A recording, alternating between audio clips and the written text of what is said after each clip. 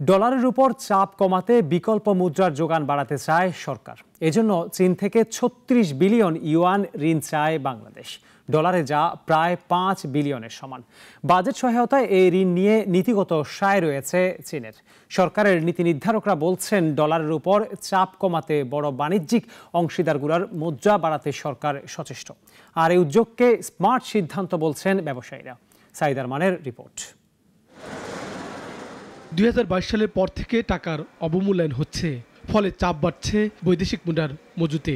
৪৮ billion ডলারের মজুত এখন নেমে ২০ বিলিয়নের নিচে। সবশেষ এক লাফে ৭ টাকা বাড়ানো হয়েছে প্রতি ডলারের দাম।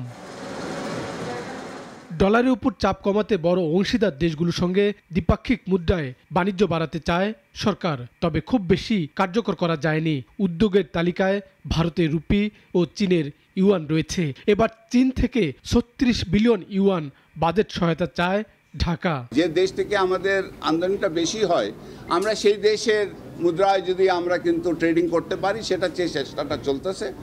চীনের সাথেও কথা হচ্ছে, ভারতের সাথেও কথা আমরা বলছি। ঢাকা এ নিয়ে বেইজিংকে চিঠিও লেখে, সেখান থেকে পাওয়া গেছে সবুজ সংকেত। তবে ঋণ কোন খাতে খরচ হবে তা এখন পর্যালোচনা হচ্ছে।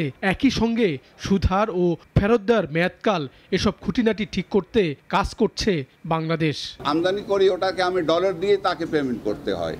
আমি যদি ওটা ইউয়ানে পেমেন্ট করতে পারি, অথবা যেটা ভারত থেকে আমরা অনেক কিছু জিনিস আমদানি করতেছি, আমরা যদি ভারতের রুপিতে আমরা যদি পেমেন্ট করতে পারি, তাহলে আমাদের ডলারের উপরে চাপটা অনেক কমে যাবে। চীনের সঙ্গে বাংলাদেশের বাণিজ্য প্রায় ২৫ বিলিয়ন ডলার, যা মোট বিশ্ব বাণিজ্যের ১/৩। ফলে ব্যবসায়ীরা বলছেন, এই উদ্যোগ অর্থনীতির জন্য বড় সুফল আনবে।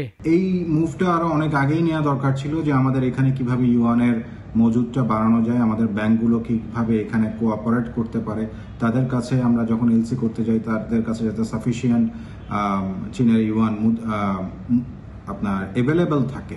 তবে সুদহার ১% নিচে চায় সরকার। চীনা ঋণ ডলারে নিলে তার খরচ অবশ্য কিছুটা বেশি হয়। আমাদের ক্যাপিটাল মেশিনারিজ, আমাদের র মেটেরিয়াল, আমাদের এক্সপোর্টের জন্য যে ধরনের আইটেমসগুলো দরকার হয়, তার কোনো ক্ষেত্রে ৮৫ ভাগ, কোনো ক্ষেত্রে ৬০ ভাগ পর্যন্ত কিন্তু আমরা চীন থেকে রপ্তানি করে থাকি। বর্তমানে চীনা ঋণের পরিমাণ প্রায় ১,০০০ কোটি ডলারের উপরে, তবে প্রায় পুরো অর্থই প্রকল্প সহায়তা পাওয়া গেছে।